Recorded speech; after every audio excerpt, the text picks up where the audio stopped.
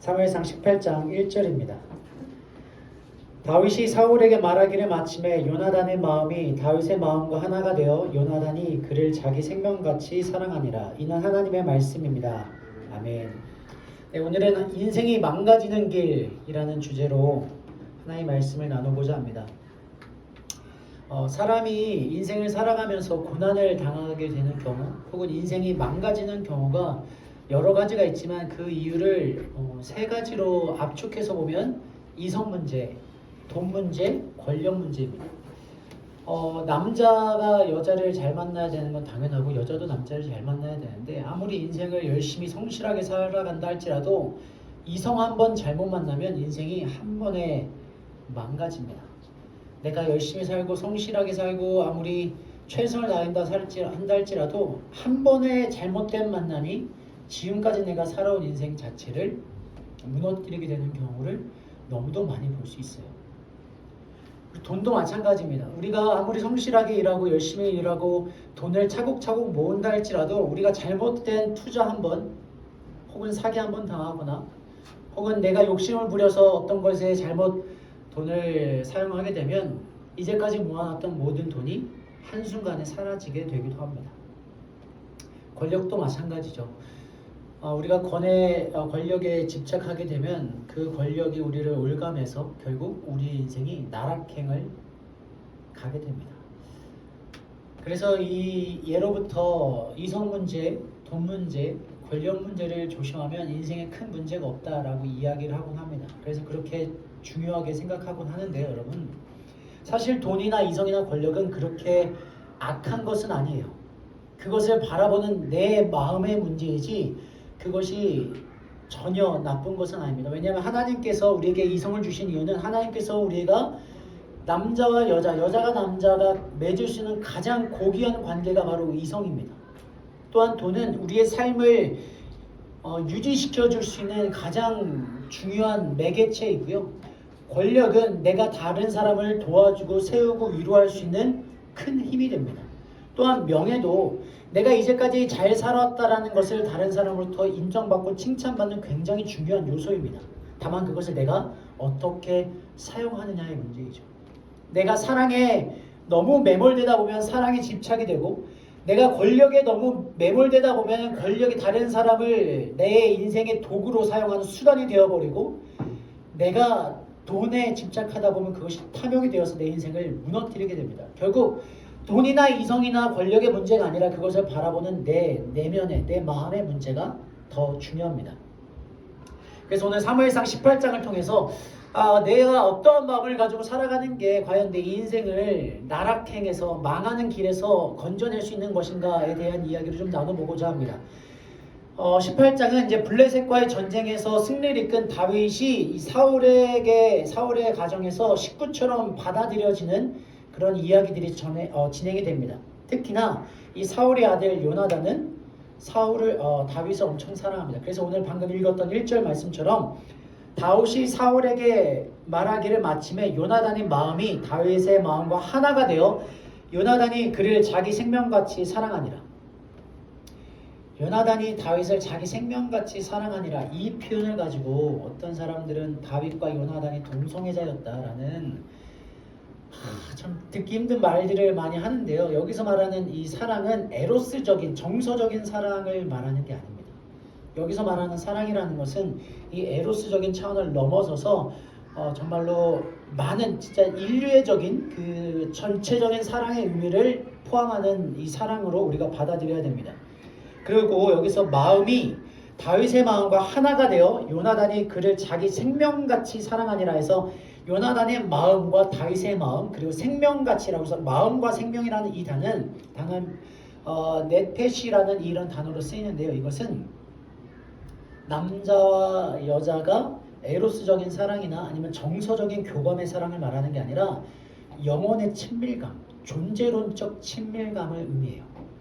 그러니까 다윗과 요나단이 남자와 여자로서의 그 에로스적인 감정이 아니라 정서적인 교감이 아니라 영혼의 친밀감, 존재론적 친밀감을 느끼고 있었다는 거예요.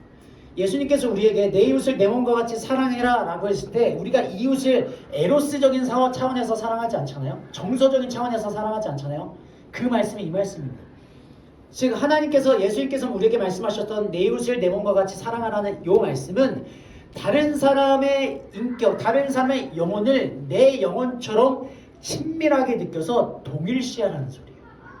그 사람의 영혼과 나의 영혼을 동일시하는 것 같이 그 사람을 아끼고 사랑하라는 의미가 바로 이 말씀이에요. 그래서 이 다윗을 요나단이 사랑한 것을 이 에로스적인 차원을 넘어서서 영혼적 존재론적 친밀감을 의미했는데 이게 어떤 의미였냐면 3절과 4절에 어떻게 사랑했는지를 말해요. 3절과 4절입니다. 요나단은 다윗을 자기 생명같이 사랑하여 더불어 언약을 맺었으며 요나단이 자기가 입었던 겉옷을 벗어 다윗에게 주었고 자기의 군복과 칼과 활과 띠도 그러하였더라. 요나단이 자신의 겉옷을 이 다윗에게 주었다는 것은 다윗이 못 입고 헐벗어서 불쌍해서 주었다는 게 아니라 그 당시의 옷은 이 상징과 같아요. 이 요나단이 입었던 옷은 누구만 입을 수 있는 옷이죠? 왕자만 입을 수 있는 옷이에요. 그러니까 자신의 왕자의 지위를 옷을 줬다는 것이 자신의 왕자의 지위를 다윗에게 이양했다는 표현입니다. 그리고 칼과 활과 띠를 주었다는 것은 요나단이 가지고 있었던 군사 지휘권을 다윗에게 이양했다는 거예요. 잘 생각해 보세요, 여러분. 다윗이 지금 블레셋을 이겨서 다윗에 대한 이 칭송이 높아지고 있는 상태예요. 그리고 이미 다윗은 하나님께 기름을 받았어요. 그러면 요나단의 입장에서는 이 다윗은 자신의 최대의 경쟁자예요. 내 인생의 걸림돌이로 인식해야 돼. 그러나 이 요나단은 다윗을 존재론적으로 사랑해서 이 사람과 나의 영혼적 친밀감을 가지면서 이 사람을 사랑함으로 자신의 왕자된 지위도 주었고 그들의 군수권, 통치권도 그에게 넘겨주는 이러한 사랑을 베풀게 됩니다. 그런데 안타깝게도 사울은 다윗을 그렇게 바라보지 않아요. 다윗이 블레셋과의 전쟁에서 이기고 돌아오니까 이 다윗이 눈에 거슬리기 시작합니다. 심지어 사람들이 뭐라고 말하냐면 사울이 죽인 자는 천천히요 다윗이 죽인 자는 만만이로다 라는 이 칭송하는 노래가 들려오자 다윗이 더 거슬리게 돼요. 근데 여러분 사실 백성들이 사울이 죽인 자는 천천히요 다윗이 죽인 자는 만만이로다 라는 노래를 들었을 때 약간은 기분 나쁠 수 있어. 왜냐면 내가 왕인데 왜 다윗을 그렇게 칭송할까라고 기분 나쁠 수 있는데 사실 이거는 백성들이 사울과 다윗을 비교했을 때 다윗이 사울보다 군사적 능력도 있고 재능도 있고 용맹해서 사울은 겨우 1000명 죽였는데 다윗은 10,000명 죽였다라는 이 단순 비교하는 내용이 아니라 사울과 다윗이 용맹해서 우리 이스라엘을 괴롭히는 수많은 적들을 물리쳤다는 점층적이고 문학적인 비유의 표현이에요. 그런데 사울은 이것을 문자 그대로 받아들여요. 아, 이 사람들이 나를 무시하는구나, 비교하는구나, 내가 다윗보다 못한 존재가 되는구나 라는 이 마음의 뒤틀림으로 말미암아 분개합니다. 여러분, 이 분개라는 것은 속이 뒤틀리다예요. 그러니까 이 현상을 그대로 받아들이지 못하고 마음이 뒤틀리면서 분노가 표출되는 게 사울이 지금 마음가짐이었어요. 근데 여러분 잘 생각해 보세요. 사병이 군대 적장에 머리를 쳐서 죽이면 그 영광은 누구한테 가죠? 왕한테 갑니다. 월드컵 때 16강 오르고 8강 오르고 4강 올라요. 그러면은 그 영광이 선수들에게 갑니까? 결과론적으로 누구한테 갑니까? 감독한테 가요. 지금 똑같아요. 다윗이 아무리 날고 기고 승전보를 올리고 전쟁에서 어떤 성취를 이뤄봤자 결국 그 영광과 그 권위는 사울 왕에게 가게 되어 있는 게 순리입니다. 그런데 이 사울은 마음이 뒤틀리면서 다윗을 시기하기 시작해요. 그래서 이 사람을 죽여야겠다라는 마음을 그때부터 먹기 시작합니다. 더군다나 성경을 잘 읽어보면 하나님이 부리시는 악령이 사울에게 임하매라는 표현이 나와요. 근데 이 신학적으로 보면 하나님이 부리시는 악령이라는 이 표현이 조금 신학적으로 논쟁을 하곤 합니다. 그런데 이 당시의 입장에서 사울이 했던 행동들, 편집증적인 현상이라든지 아니면 피해망상이라든지 집착이라든지 더구나 사울이 계속 혼잣말로 떠드는 이 현상들이, 정신분열적 현상들이 고대의 입장에서는 악령이 깃들었다라는 표현으로 기술되었다라고 우리가 추측을 합니다. 어쨌든 하나님이 부르신 영이 사울에게 임해서 사울이 다윗에 대한 편집적인 현상, 그리고 피해망상, 그리고 끊임없는 혼잣말, 그리고 불안증이 사울의 인생을 뒤덮기 시작했어요. 그러니까 다윗이 수금을 타면서 이 사울의 마음을 좀 안정시키고 있었을 때 사울이 갑자기 내가 다윗을 벽에 박아버리겠어 라면서 창을 들고 있던 이 창을 수금을 타는 다윗에게 던져버립니다. 수금을 타다가 피했겠죠? 근데 두 번이나 던져요. 그런데 이 사울이 내가 다윗을 벽에 박아 죽여버리겠다는 마음을 먹고 창을 던졌는데 이 다윗이 죽질 않아. 그래서 얘를 가장 합법적으로 가장 큰 무리 없이 별탈 없이 뒤끝 없이 죽일 수 있는 유일한 방법은 얘를 전쟁에 내보내서 죽게 하자라는 마음을 먹습니다. 그래서 사울이 다윗을 천부장에 임명합니다. 여러분, 천부장이 뭘까요? 천부장, 1000명의 군사를 거느리는 게 천부장이에요. 장군입니다. 그런데 이 사울이 다윗을 천부장으로 임명했다는 것은 다윗의 지위가 상승했다라고 착각할 수 있는데, 지금 다윗은 지위가 사울을 가장 가까운 거리에서 사울을 보좌하는 보좌관이에요. 장군보다 높은 지위입니다. 그런데 이 사람을 죽이기 위해서 이 사람을 신분을 격하시켜요. 좌천시킵니다. 그래서 전쟁에 내보내서 이놈이 빨리 죽었다는 소식을 듣기 위해서 기다리고 있는데, 사울의 기대와는 달리 다윗이 죽기는커녕 전쟁에 계속 승리하는 거예요. 그러니까 사람들이 다윗을 더 신뢰하고 사랑하게 됩니다. 여러분, 이 사울은 다윗을 죽이기 위해서 노심초사하면서 시기하면서 질투하면서 어떻게든 죽이려고 하는데, 이 다윗이 죽지는 않고 자꾸 사람들에게 이 위치가, 신분이 신뢰가 가고 사랑을 받으면서 더 높아지니까 사울이 더 불안해져요. 그래서 이 사람을 어떻게 죽일까? 이 사람을 어떻게든 빨리 전쟁에 더 내보내야겠다고 생각해서 이미 유부녀였던 사울의 딸 메랍을 다윗에게 줍니다. 그랬더니 다윗이 사울에게 뭐라고 말하냐면, 내가 뭐라고 왕의 사위가 되겠습니까? 저는 안 됩니다 라고 거절을 해요. 그러니까 사울의 입장에서는, 아니 다윗이 너무 쓸데없이 충직한 거야. 너무 겸손한 거야. 그냥 내가 주는 대로 받아서 얘가 결혼을 빌미로 전쟁에 더 내보내서 죽이게 하려고 하는데, 다윗이 그것을 거절하니까 이놈 도대체 어떻게 해야 될까 고민하고 있는데, 자신의 둘째 딸 미갈이 다윗을 좋아한다는 소식을 듣고, 야, 내가 너한테 미갈을 줄게. 너 내 사위가 돼. 그랬더니 다윗이 또 한 번 거절합니다. 저는 가난하고 미천한 자의 집안의 사람입니다. 이거 누가 했던 말이에요? 사울이 했던 말이에요. 다윗이 똑같이 그렇게 말합니다. 나는 미천하고 가난한 자의 집안의 사람입니다. 나는 그것을 감당하지 못하겠습니다 라고 말하자, 사울이 거기서 또 짜증이 나기 시작합니다. 아니, 주는 대로 왕이 말하면 받을 것이지 왜 이걸 자꾸 거부하는 거야? 얘는 전쟁에 나가서 죽어야 되는데 라고 하는데 안 가니까 사울이 이제 뭐라고 하냐면, 블레셋 사람들은 우리를 너무 괴롭히기 때문에 이 사람들은 나의 원수야. 그러니까 너는 내 종으로서 가서 블레셋 사람들의 포피 100개를 가져와 라고 명령해요. 포피 100개라는 것은 사람을 죽이고 그 사람의 가죽을 벗겨오는 것을 말해요. 근데 다윗에게 포피 100개를 가죽을 벗겨오라고 했다는 것은 거의 그냥 가서 죽어라라는 의미였어요. 그런데 여러분, 다윗이 죽었어요? 안 죽었어요? 안 죽습니다. 오히려 100개를 가져오라고 했는데 블레셋 사람들의 포피 200개를 가지고 다윗은 사울왕에게 바치게 됩니다. 이게 사무엘상 18장의 내용이에요. 굉장히 간단하죠. 그런데 여러분, 사울은 왜 이렇게 다윗을 죽이고 싶었을까? 왜 이렇게 사울은 다윗을 죽이지 못해서 안달났었을까? 요거를 생각해 봐야 돼요. 여러분, 우리가 알다시피 사울은요 굉장히 겸손한 사람이었어요.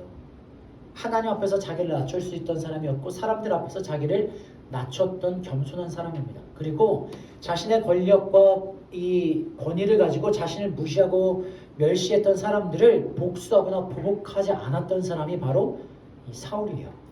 그런데 갑자기 왜 이렇게 사울이 변했을까? 사람들에게 인정을 받고 칭찬을 받고 자신의 권력이 높아지고 권력이 안정되니까 그 권력의 맛에 취해버려요. 하나님을 인식하고 하나님을 의지해야 했던 그 사울이 사람들의 칭찬과 인정에 목말라서 사람들을 더 의식하기 시작합니다. 그때부터 마음 가운데 하나님이 없어진 거예요. 그러면서 불안해지기 시작한 거예요. 그때 다윗이 등장합니다. 근데 다윗은 내가 사울을 제끼고 왕이 되어야겠다라는 생각을 단 한 번도, 단 1초도, 단 머리끝 같은 그런 작은 생각도 해본 적이 없는 사람이에요. 그런데 왜 다윗을 시기했을까? 사람들의 비교였어요. 내가 인정받고 내가 칭찬받고 내가 높아져야 되는 그 자리에 내가 아니라 다른 사람과 나를 비교하면서 그 사람을 높여주는 이 작은 비교가 사울의 마음 가운데 시기라는 씨앗을 심겨줍니다. 그러니까 이 씨앗이 발화돼서 시기와 질투라는 꽃을 맺고 시기와 질투는 결국 분노와 미움으로 열매 맺어서 언어와 행동으로 그 사람을 죽이게 되는 그 과정의 삶을 사울이 걸어가게 됩니다.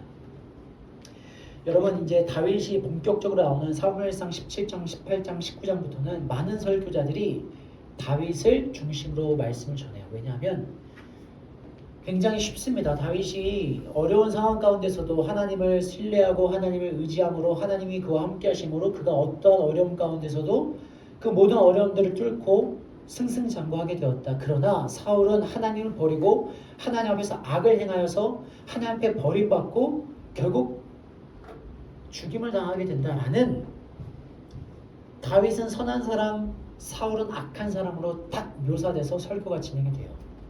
근데 여러분 저는 사울이 안타까워요. 사울의 자꾸 마음이 가. 왜냐하면 여러분 사울이 살아가는 행위가 사울이 살아가는 방식이 저와 여러분이 살아가는 방식과 너무도 비슷해요. 엄청 비슷합니다. 여러분 우리는 누구나 칭찬받고 싶고 인정받고 싶어요. 누군가가 나를 인정해주고 칭찬해주면 내가 이제까지 한 노력이 보상받는 것 같은 마음의 위로가 돼요. 누군가가 나를 인정해주고 누군가 나를 칭찬해주면 아 내가 그래도 인생을 헛살지는 않았구나 라는 보상이 내 마음 가운데 주어집니다. 그런데 문제는 우리가 언제나 다른 사람들에게 이 칭찬과 인정을 받을 수 없어요. 우리는 실수하기도 하고 잘못하기도 하죠. 실수하고 잘못하다 보면 사람들이 우리를 비난하기도 하고 우리에게 수치감을 주기도 합니다. 그러면 그때 우리는 마음이 무너져 내려요. 더군다나 이 세상은 나보다 잘하는 사람들이 더 많거든요. 이 세상에는 내가 지금 하고 있는 내 분야에서 나보다 날고 기는 사람들이 더 많습니다. 높은 곳으로 올라가면 올라갈수록 내 경쟁자가 사라지는 것이 아니라 이제까지 경험해보지 못했던 실력자들이 계속해서 등장하는 게 우리들의 인생이에요. 그러면 여러분 우리는 그때마다 그 사람들과 비교하면서 아 내 인생은 왜 이렇지? 나는 왜 이렇지? 난 이거밖에 안 되지? 라는 그 비교와 그 부러움이라는 씨앗이 우리들의 마음 가운데 심겨져요. 심지어 우리가 이 직장에서 일을 할 때 내 동료가 나보다 뭔가를 성과를 내고 성취를 이루고 어떤 것을 인정받으면 내가 그 사람을 와 정말 잘했어 정말 잘됐어 너무 축하해 라는 마음보다 왠지 모르게 내가 뒤처지는 것 같고 내가 저 사람보다 못한 것 같은 비교감이 들어서 불편합니다. 그 사람을 온전히 칭찬해주고 기뻐해주지 못해요. SNS를 보면 다른 사람들이 막 행복해하고 좋아하고 좋은 데 가고 좋은 음식 먹고 좋은 곳에 가서 있는 것을 보면 나도 모르게 상대적 박탈감이 들어. 나는 왜 이렇게 살지? 나는 왜 저렇게 못할까? 나도 저렇게 하고 싶은데 라는 부러움과 시기가 우리들의 마음 가운데 심겨져요. 심지어는 가까운 사람한테도 우리는 부러움을 느껴요. 그러면 여러분 우리가 이런 부러움들을 어떻게 해결시켜야 될까? 우리가 누군가랑 비교하면서 누군가를 부러워하는 마음은 굉장히 자연스러운 마음인데 이 자연스러운 마음을 내 마음 가운데 그냥 가지고 있다 보면요 이것이 시기와 질투라는 씨앗으로 내 마음속에 탁 심겨져. 그리고 그 시기와 질투가 그 사람을 볼 때마다 조금씩 자라나면서 미움과 분노로 변화돼요. 이 미움과 분노로 변화되면 그 사람을 대하는 언어와 행동과 생각이 악해지고요. 그 악한 행동이 결국 나를 무너뜨리는 결과로 이어지게 만들어요. 여러분, 인생이 망가지는 길이 엄청난 범죄를 저질러서 엄청난 잘못을 해서 망가지는 게 아니에요. 인생이 망가지는 이유는 아주 작은 시선, 누군가에게 내가 느끼는 불편함, 누군가를 부러워하고 시기하는 그 마음, 이것이 미움과 분노로 나를 올가맵니다. 그리고 그것이 폭력적인 언어와 행동으로 열매 맺게 되는 게 그러므로 말미암아 인생이 망가져요. 여러분, 사울이 누구 때문에 망가졌어요? 다윗 때문에 망가진 게 아닙니다. 사울은 다윗을 시기하고 미워해서 증오함으로 죽이고자 했던 그 마음 때문에 사울이 망가지고 무너진 거지 다윗이 그의 인생을 무너뜨린 적이 없어요. 그래서 성경은요, 사랑은 시기하지 아니하며 라고 표현해요. 여러분, 최초의 인류 살인사건이 누구였어요? 가인과 아벨이에요. 가인이 형이 동생을 왜 죽였을까? 시기해서 그래요. 시기하면 무조건 그 사람을 공격하게 돼 있어. 근데 성경에서는 사랑을 정의할 때 사랑은 오래 참고 시기하지 않는다는 말이에요. 시기하지 않아. 이 시기하지 않는다는 것은 그 사람의 잘됨을 내 마음속에서 불편함 없게 받아들이는 거야. 그 사람의 성공을 내가 진심으로 기뻐해 주는 거야. 그 사람과 나와 비교하면서 그 사람을 어떻게든 끌어내려는, 어떻게든 그 사람을 짓밟으려는 그 마음이 아니라 내가 그 사람 존재 자체를 영혼의 친밀감, 존재적 친밀감으로서 받아들여서 미워하지 않는 게 사랑은 시기하지 않는 것입니다. 여러분, 진짜 사랑은요, 나 중심적인 게 아니라 상대방 중심적이어야 돼. 그러면 내가 누군가를 사랑한다는 것은, 아니, 내가 하나님의 사랑으로 누군가를 사랑한다는 것, 다시 내가 내 이웃을 내 몸과 같이 사랑하라는 그 말씀을 내가 살아가려고 한다는 것은 누군가를 바라봤을 때 그 사람의 존재 자체를 나로 인식해서 사랑해 주려고 하는 그 마음이 반드시 베이스가 되어야 합니다. 그래서 성경은 이렇게 말하죠. 나보다 남을 낮게 여기라. 낮게라는 것은 지읒 받침이 아닙니다. 시옷 받침이에요. 그 사람이 나보다 낫다라고 인정하는 거예요. 물론 못났을 수 있고 나보다 잘할 수 있고 다 몰라. 그런데 어쨌든 그 사람과 비교함으로 내가 우위를 선점하려고 하는가, 내가 갖지 못한 것을 부러워하면서 그 사람을 시기하는 것이 아니라 무엇이 됐든 그 사람이 나보다 선한 존재, 나은 존재로 받아들이라는 것이 윤리 도덕적인 권고가 아니라 내 인생을 내가 무너뜨리는 그 악행에서 나를 건져주시는 하나님의 배려의 말씀이에요. 여러분, 인생이 편안하길 바라십니까? 내 인생이 좀 마음도 편하고 내 삶이 하루하루가 편안하길 바라신다면 시기와 질투, 미움과 분노를 버려야 돼요. 물론 살다 보면 미운 사람이 있어요. 정말 꼴도 보기 싫은 사람이 있고요. 아무것도 안 했는데도 마음에 들지 않는 사람이 반드시 분명히 있습니다. 그런데 그 마음을 갖고 있으면 우리들의 마음은 절대로 편안할 수가 없어요. 여러분, 우리들의 인생이 전쟁이잖아요. 우리들의 인생이 전쟁인데 진짜 전쟁은요, 가장 치열한 전쟁은 내 마음속에서 벌어져요. 내가 누군가를 시기하는 내 마음이 어떻게 편하겠어? 내가 누군가를 미워해서 어떻게든 끌어내리려고 하고 어떻게든 그 사람께 복수하려고 하고 어떻게든 그 사람을 공격하려고 하는데 어떻게 내 마음이 편하겠어요? 그 사람을 볼 때마다 내 마음이 불편해도 어떻게 내 마음이 편하겠어? 내 인생이 진짜 편안해지길 원하면 그 사람을 미워하고 시기하고 질투하는 마음들을 흘려보내야 돼요.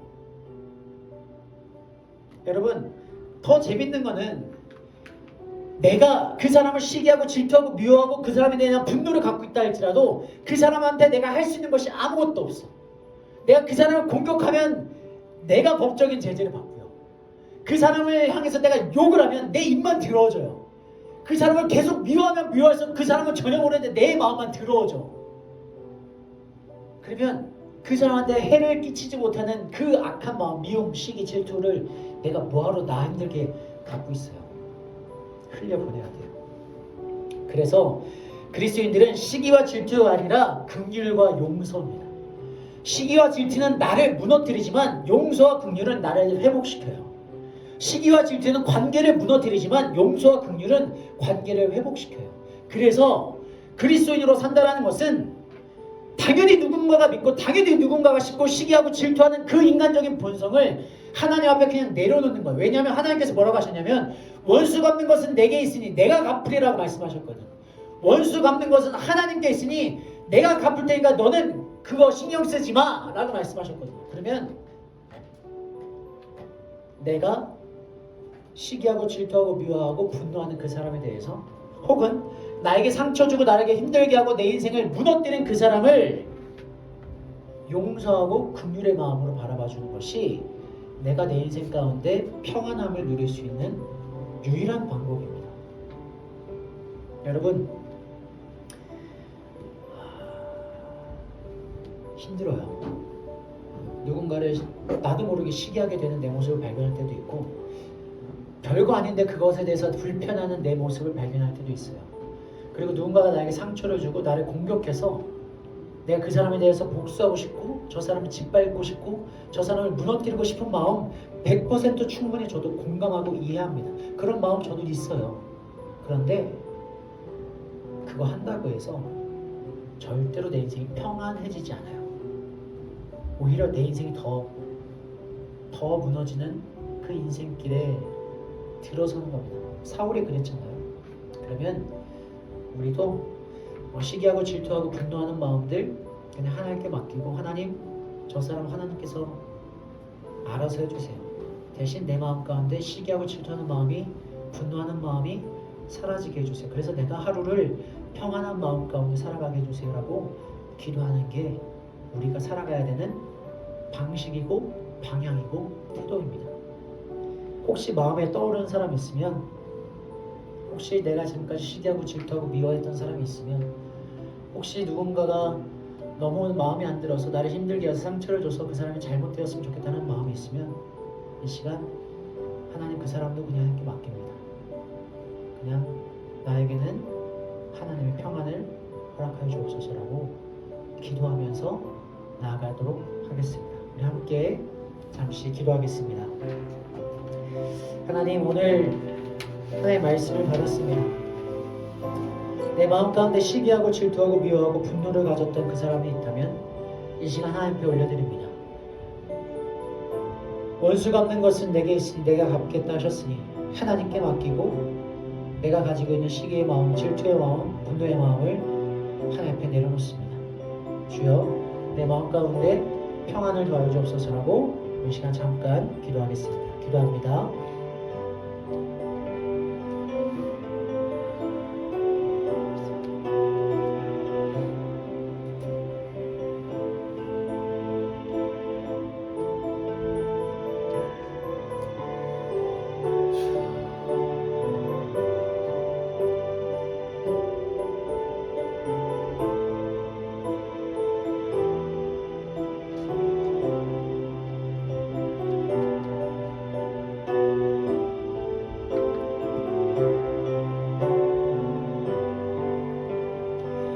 하나님 아버지, 내 마음이 너무 좁아서 또 내가 너무 이기적이고 너무 나밖에 몰라서 나도 모르게 다른 사람을 시기하고 미워할 때가 참 많습니다. 아무 해를 끼치지 않는 사람도 미워하고 또 나에게 상처를 주고 나를 어렵게 하고 내 마음을 불편하게 하는 사람들은 더 대놓고 자연스럽게 미워하고 시기하고 질투합니다. 하나님, 이 미움의 마음, 시기하는 마음, 질투하는 마음들을 주님 앞에 내려놓고 이제 평안한 삶으로 내 인생을 망하는 길에서 건져내는 길로 방향을 돌리고자 하오니 우리들의 마음 가운데 하나님의 사랑을 도와여 주옵소서. 사랑은 시기하지 않는다 말씀하셨고 나보다 남을 낮게 여긴다 말씀하셨사오니 겸손한 마음으로 남들과 비교하지 않고 부러워하지 않고 시기하지 않고 겸손하게 용서하며 긍휼을 베풀 수 있는 정말 하나님의 사람들로 살아가게 하여 주시옵소서. 이제는 우리 주 예수 그리스도의 은혜와 우리를 사랑하시되 끝까지 사랑하시는 하나님의 사랑하심과 성령 하나님의 감화 감동 역사 충만케 하시는 은혜가 지금 이 자리에 시기와 질투의 마음을 버리고 미움과 분노의 마음을 버리고 하나님의 사랑으로 채워가기로 다짐하는 하나님의 청년들 머리머리 위에 그들의 인생과 앞날과 만남 위에 이제로부터 영원토록 함께 없시기를 간절히 축원하옵나이다. 아멘.